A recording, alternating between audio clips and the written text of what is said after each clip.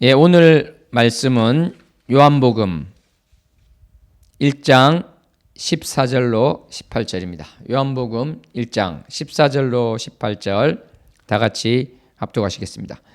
말씀이 육신이 되어 우리 가운데 거하심에 우리가 그의 영광을 보니 아버지의 독생자의 영광이요 은혜와 진리가 충만하더라.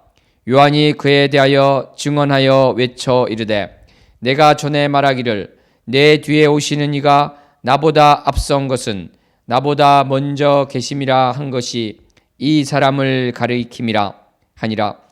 우리가 다 그의 충만한 데서 받으니 은혜 위에 은혜르라. 율법은 모세로 말미암아 주어진 것이요 은혜와 진리는 예수 그리스도로 말미암아 온 것이라. 본래 하나님을 본 사람이 없으되 아버지 품속에 있는 독생하신 하나님이 나타내셨느니라. 아멘. 오늘 말씀의 큰 주제는 오늘 읽으신 것처럼 율법 대 은혜, 더 정확하게는 율법 대 은혜와 진리에 대한 것입니다. 이 율법과 은혜라는 주제는 어디에서 가장 전면적으로 나옵니까? 로마서나 갈라디아서지요. 오늘 본문, 즉 요한복음의 서문에 해당하는 이 본문에도 그것이 정말 응축되어서 잘 나타나 있습니다. 이러한 주제는요, 율법과 은혜라는 이 주제는 어떻게 보면은 또 요한복음 본문에서는 이후에 잘 나오고 있지 않습니다. 선명하게 대비되어 나오고 있지는 않습니다. 그래서 오늘은 이 율법을 한편으로 하고요, 또 이와 대비되고 대조되고 있는 은혜와 진리, 이것을 다른 편으로 하는 이러한 두 부분에 대해서 말씀을 나누도록 하겠습니다. 그렇기 때문에 오늘은 지난 시간에도 말씀을 조금 나눴습니다만은 중복되지 않는 차원에서 중복되지 않는 내용을 중심으로 율법주의 말씀을 나누고, 그리고 이에 이제 반대가 되겠죠. 방종주의를 또 다루고, 마지막으로 정말 우리가 세상 기준에 나를 맞춰 사는 것이 있는가, 이것을 알아보는 크게 세 가지 말씀을 나누도록 하겠습니다. 오늘 말씀을 보시면 어떻습니까? 이 말씀이 육체가 된 것이죠. 말씀이 육신이 되었다, 이런 이야기가 나옵니다. 그러니까 이것을 이제 요한복음을 읽을 때요, 쭉 읽어가면서 이 말씀이 무엇을 의미하는가 잘 깨닫지 못하더라도 이 14절 오면 이 말씀이 육신이 되었다, 이 말씀이 바로 예수 그리스도구나, 이것을 알 수 있게 되어 있습니다. 그래서 이 성육신하신 예수 그리스도에 대한 이야기가 나오고요, 그 다음에 쭉 보면 이제 모세가 나오죠. 모세와 율법, 이걸 한편으로 하고 그와 또 대비되는 예수 그리스도의 그 은혜와 진리가 나옵니다. 근데 예수 그리스도는 또 누구신가? 예수 그리스도의 은혜와 진리가 무엇인가 하면은 모세 율법과 비교해 보면요, 그 이전에는 어떻습니까? 하나님을 본 자가 없다고 되어 있지 않습니까? 그런데 그 하나님 아버지의 품속에 있는 독생자로서 예수님으로 말미암은 은혜와 진리, 이것을 이제 대조하고 있으니까 이 차이가 얼마나 큰 것인가, 그것을 또 이야기하고 있는 것이라고도 할 수 있습니다. 하나님께서는 정말 이 백성들을 올바로 인도하기 위해서 모세를 통해서 율법을 주셨습니다. 이 창세기부터 신명기, 이 모세 오경을 보면요, 이런 것을 하라 하지 말라는 명령이 아주 많이 나옵니다. 이런 것을 하라, 이러한 명령이 248개가 나오고, 이러이러한 것을 하지 마라, 금지 명령이 365개가 나옵니다. 합쳐서 613개가 되는 것이죠. 이러한 율법 조항, 하라, 하지 마라, 이러한 것들이 나오는데, 물론 이 이스라엘 백성들은 이것을 다 지키지 않았죠. 잘 지키지 않았습니다. 그래서 하나님으로부터 꾸지람도 듣고 여러 모양의 징계를 당하기도 했습니다. 근데 율법주의라는 것은요, 이 613개뿐만 아니라 그 장로들의 유전, 전통까지 지키려 하는, 그래서 어떻게 보면 그 전에 이스라엘 백성과 전혀 또 다르게 너무 열심히 살고자 하는 이런 것으로 보일 수도 있습니다. 그런데 실제로는 더 악하다, 이렇게 말씀 또 드릴 수 있는 것이죠. 지난 시간에도 말씀을 드렸습니다마는 하나님 없이 하니까 이제 그런 것이죠. 하나님 마음을 모르고 하니까. 그런데 이스라엘 백성들은 이제 율법을 이제 지키지 않은 상태에서 보면 어떻습니까? 어떻게 보면요, 이 언행이 일치하고 있습니다. 나쁜 의미에서. 그러니까 마음으로도 하나님에 대한 관심이 없고 실제로 행동으로도 그렇게 된다는 것이죠. 예를 들어서 하나님께서 병든 짐승을 제물로 가져오지 마라, 제단에 가져오지 마라 했는데 가지고 갑니다. 그러니까 이 마음과 행동이 어떻습니까? 하나님을 경홀히 여기는 것이 그 마음에도 있는 것이고 실제로 행동으로도 나타나서 제3자가 보아도 이것을 알 수 있게 되는 것이죠. 그 마음 상태가 정말 여과 없이 행위에도 나타나 있는 것입니다. 어떻게 보면은 순진한 것이라고도 할 수 있죠. 표리가 부동하지 않은 상태다, 이렇게 할 수 있을 것입니다.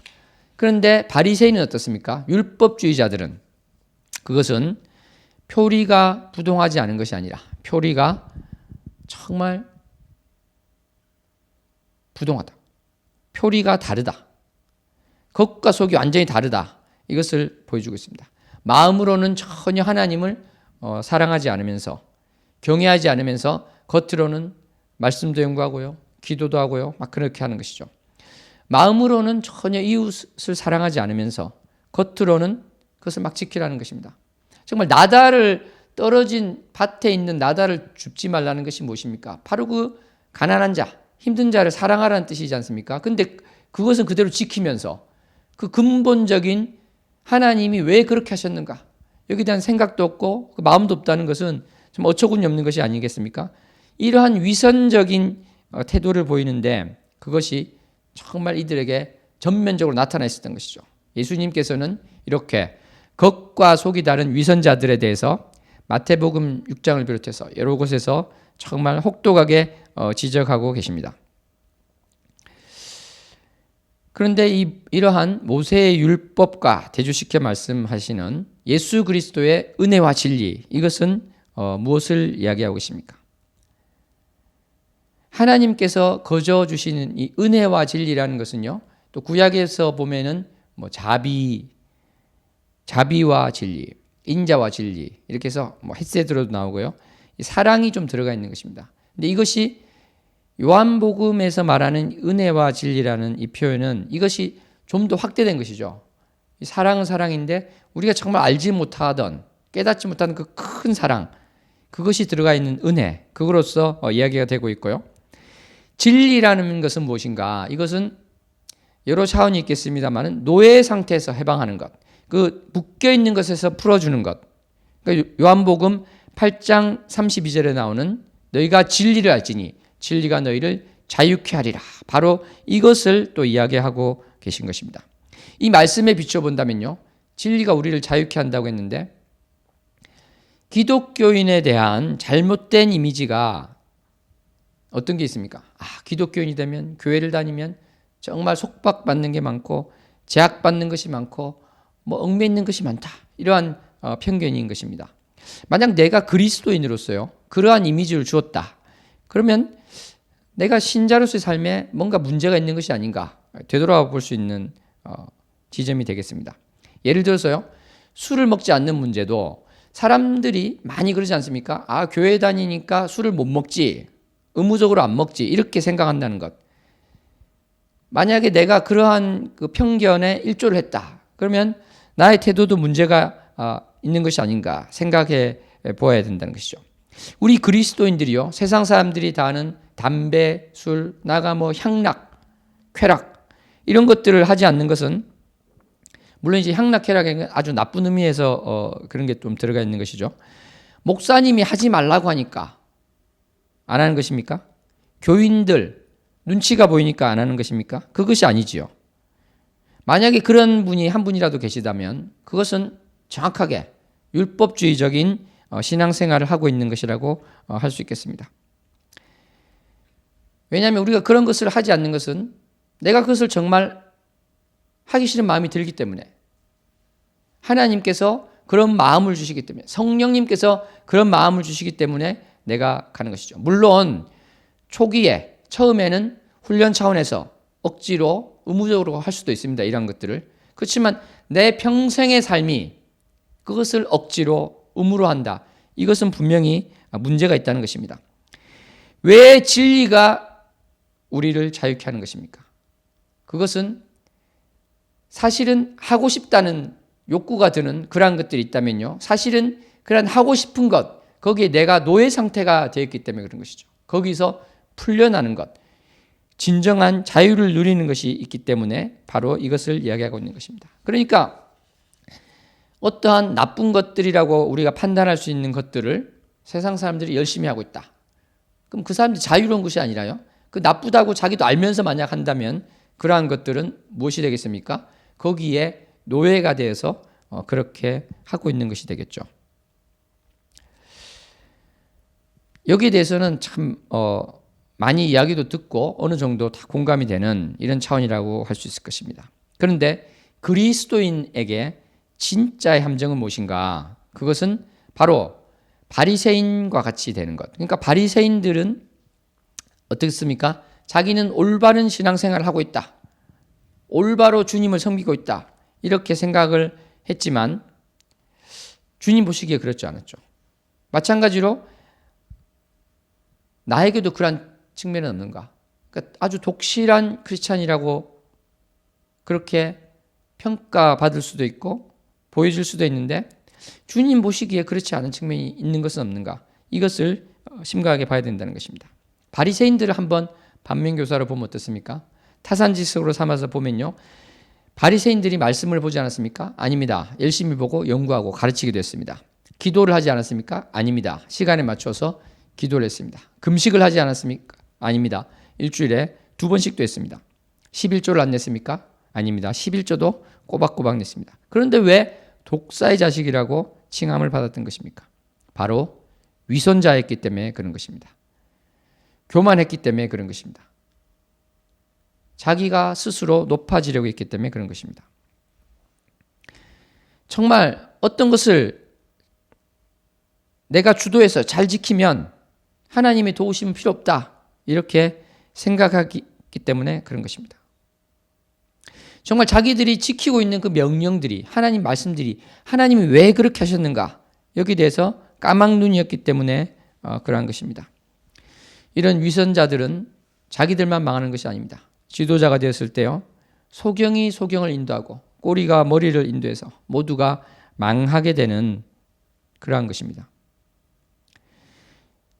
정말 이 바리새인처럼 되는 것 이것은 정말 위험한 함정이고요. 내가 착각하면서 살 수 있는 것입니다.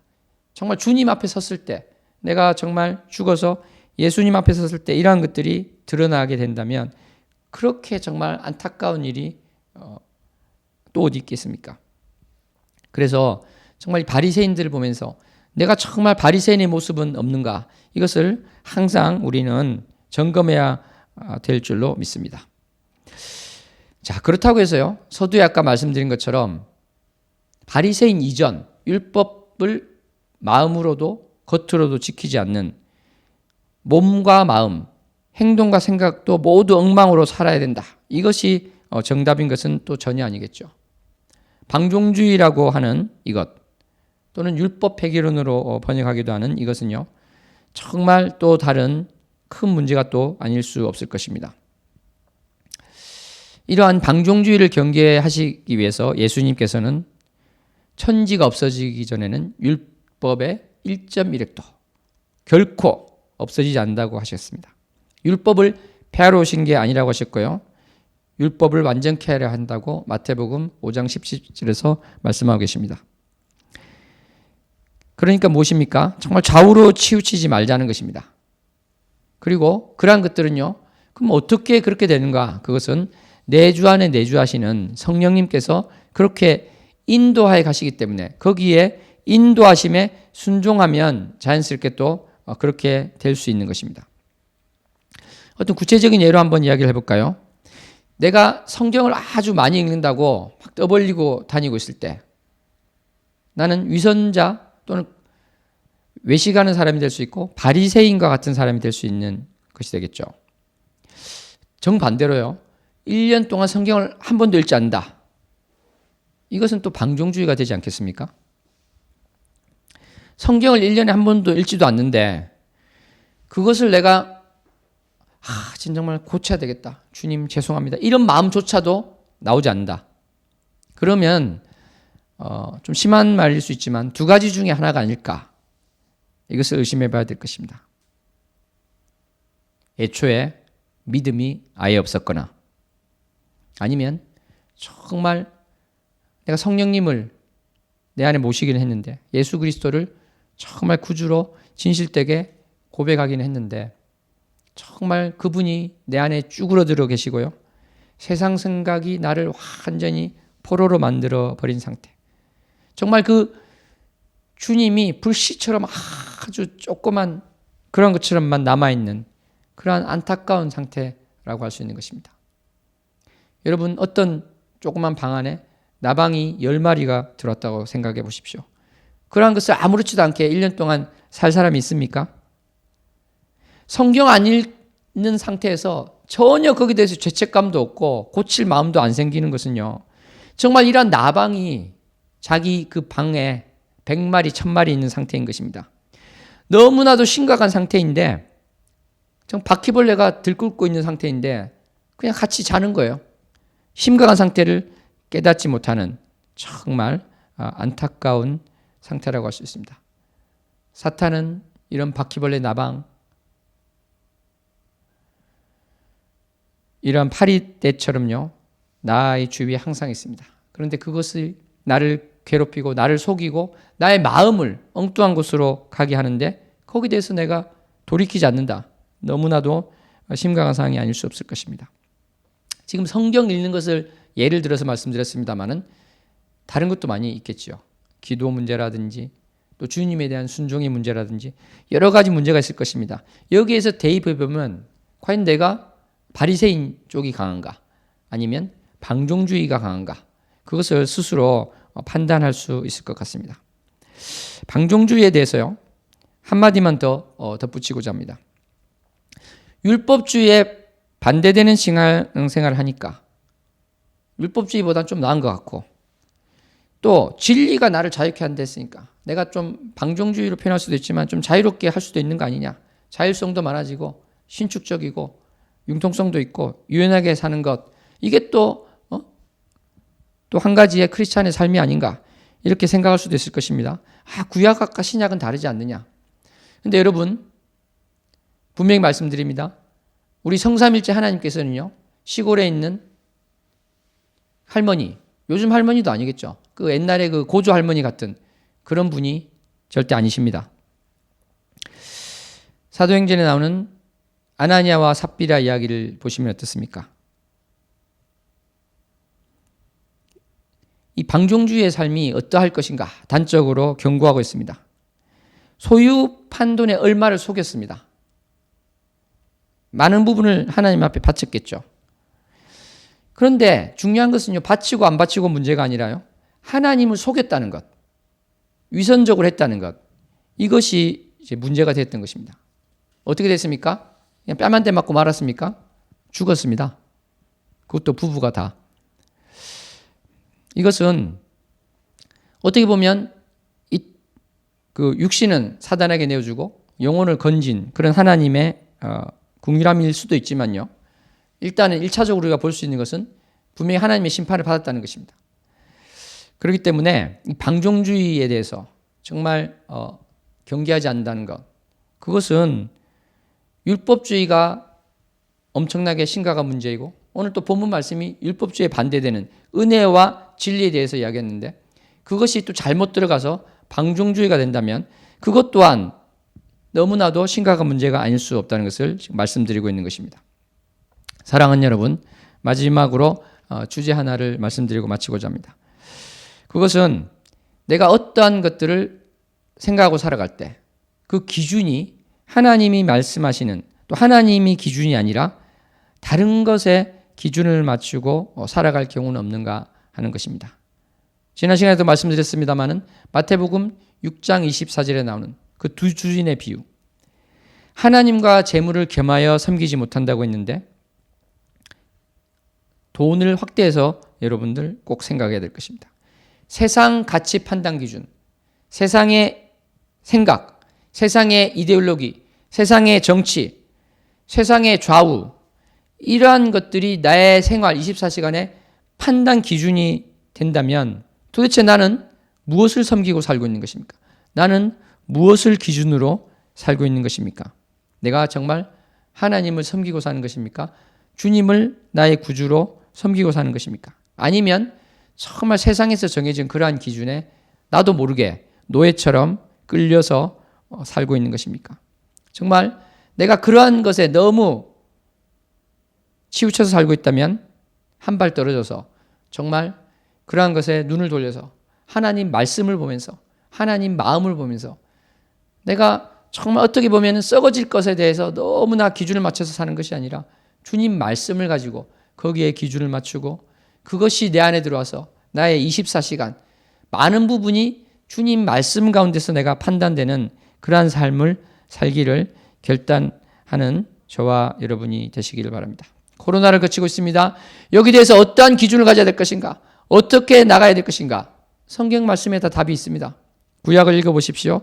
다 답이 있습니다. 오늘 시간 관계상 다 말씀 못 드리겠지만 그래서 정말 우리가 문제가 있을 때 이 답을 하나님 말씀 속에서 찾으려는 태도, 정말 내가 가장 심각한 상태는요, 다른 어떤 것에 얽매여 있는데 노예 상태로 되어 있는데 그것을 깨닫지 못하는 것이 가장 심각한 상태입니다.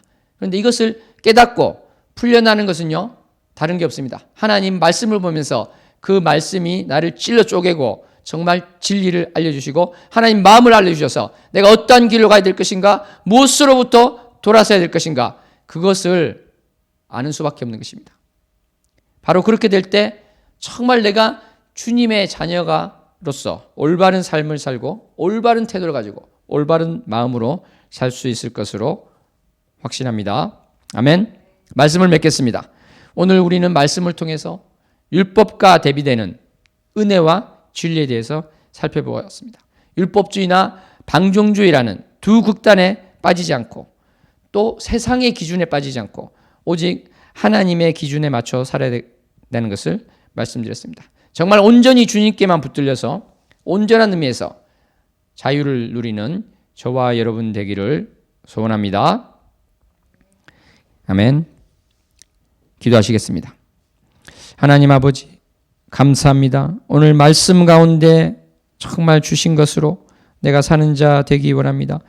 그 주님의 은혜와 진리 가운데서 사는 자 되기 원하오니 정말 주의 말씀을 그 생명의 양식을 생명수를 더욱 많이 내가 아는 자 되기 원합니다. 시간을 늘리고 나의 마음을 정말 깊이 있게 그것을 바라보아서 주님께서 나에게 말하고자 하시는 것, 지적하고자 하시는 것, 인도하고자 하는 것을 아는 자 되게 도와주시옵소서. 그래서 나의 삶이 바뀌고 나의 삶의 기준점이 바뀌고 나의 삶의 방향이 바뀌어서 올바로 주님을 향해서 나아갈 수 있게 해주시며 나의 마음 가운데 평강과 위로와 사랑과 정말 기쁨을 주시는 주님의 것으로 나를 충만케 할 수 있도록 결단하고 나가게 도와주시옵소서. 예수님 이름으로 기도합나이다. 아멘. 이 시간 말씀 생각하시면서 주여 세 번 부르고 기도하시겠습니다. 주여, 주여, 주여. 하나님 아버지 감사합니다. 은혜와 진리를 주신 하나님을 생각하는 시간이 되기를 원합니다. 정말 노예의 상태에 있지 않고 참 자유인의 상태로 주님께서 불러주셨는데 주님 내가 또 한 극단에 빠져있는 면은 없습니까? 주님 내가 나를 돌아보는 자 되기 원합니다. 이 기준을 또 나의 생각으로 맞춰서 푸는 것이 아니라 하나님 말씀에 근거해서 하나님 말씀을 보면서 어떠한 것을 내가 바꿔야 되고 고쳐야 되고 또 유지해야 되는지 알 수 있게 도와주시옵소서. 주님 내가 또 결단합니다. 나의 시간을 더욱더 주님 앞에 드리는 자 되게 해주시고 내가 정말 주님께 더욱 무릎 꿇는 자 되게 해주셔서 주님께서 정말 애타게 사랑하는 내 아들아 사랑하는 내 딸아 나와 이야기하자 대화하자 말씀하고 계신데 주님의 말씀을 보면서 기도하면서 그러한 자 되기를 또 결단하고 나아갑니다. 회개하고 나아갑니다. 주님 불쌍히 해주시고 내가 여러 가지 일에 아무리 바쁠지라도 사단의 속임에 빠져서 이러한 것들을 경홀히 하지 않게 해주시옵소서. 아버지 생명으로 여기게 하시고 아버지 생명으로 붙들게 하여 주시옵소서.